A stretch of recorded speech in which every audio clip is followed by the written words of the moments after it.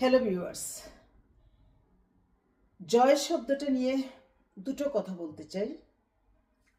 জয় শব্দ সংস্কৃত শব্দ,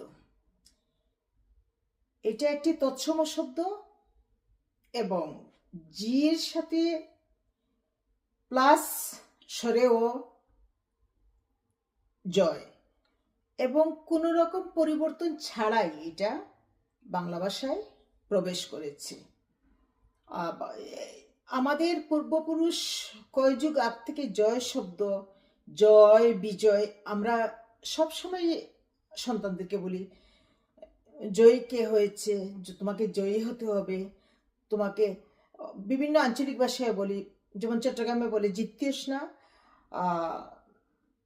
আমরা সিলেটি ভাষায় বলি জিতে গেছিস কিনা, জিতে গেছিস নিবে। যে জয় শব্দটা বিভিন্ন জায়গায়, বিশেষ করে আঞ্চলিকতার জায়গা বাংলাদেশ আমরা ব্যবহার করি, কিন্তু এখন জয় শব্দটা বলে তারা হিন্দুত্ববাদী। এটা জয় শ্রীরাম, জয় বজরং বলি, জয় হর হর মহাদেব, জয় মা কালী, জয় মা দুর্গা, জয় সরস্বতী। জয় শব্দটাই হিন্দুদের। মানে একটার পর একটা এমন একটা দেশ বাংলাদেশ যেখানে একজন ইনকাম করলে 10 জন ঘাড়ে বসে খায়। কোনো কাজ নাই তো খইবাজ, এরা খই বাজতেই আছে এবং শুধু ইলাস্টিকের মতো টানছে। ওই যে মূর্খ মানুষ যে পশুর সমান, মুরব্বীরা বলে গিয়েছেন মূর্খ মানুষ স্বশিক্ষিত না হতে পারলে এরা যে পশুর চেয়েও ভয়ঙ্কর, হিংস্র বন্য প্রাণীর চেয়েও ভয়ঙ্কর, সেটা এরা কথায় কাজে ব্যবহারে সব সময় সব জায়গায় প্রমাণ করছে। এবং এদের সংখ্যা এখন বাংলাদেশে কিন্তু 50 পার হয়ে 60-70% হয়ে গেছে।